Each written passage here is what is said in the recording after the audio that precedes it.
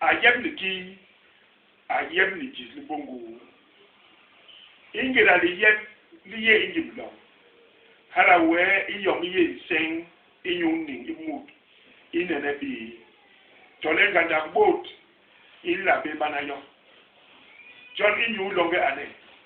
li yem li ye son inyu be ba ane le har li ye ki son hala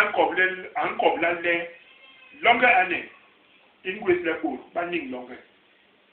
babanga baket ilong iye ngwa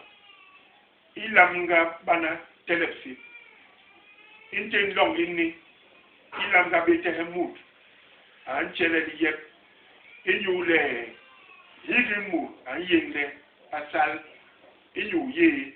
ni inyu long ye yini pe tumbong bon balong le baban balama ben nimil inyule won bindama kenalong ne ha tomu ayeb beni ni jizimbongo biba ane iye ane imaliga toma pubi makenga mamam malong madenebi I ane iye be inkuremam bitembe ni maluga gonbi yebo kwa bisile imura gwe mo ni nyen kinye inoga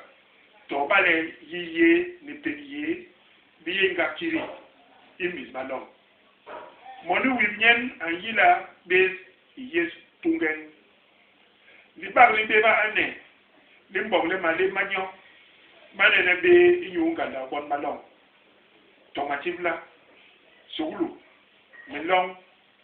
linyuma milson ikenbisma ibo bagwe moni with nunu bangwele nye bi yoglo be mam ibo balong bansan son wa nkonde wingba borba wi ikayile with one injila kiginje tomi moni anyila sat iyu yap awenu unowe bubini barwe merele utene ibeje